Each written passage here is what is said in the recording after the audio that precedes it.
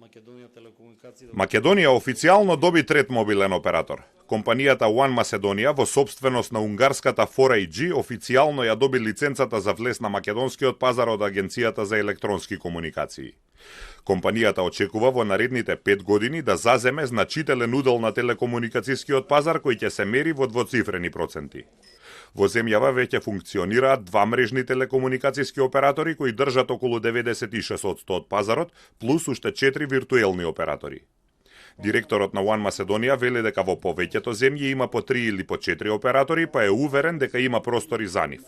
Најавуваат нови услуги и атрактивни цени, но не беа конкретни колкаво поевтинување може да се очекува. We are strategic investors, so we are not like a private equity company who comes, buys something and wants to sell it after 5 years. We have time to stay here and grow the business.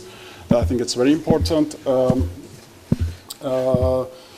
So we definitely want to create propositions which are very different from ones you see today, more simple, more customer friendly, more easy to discover, more easy to buy, and also price-wise more attractive.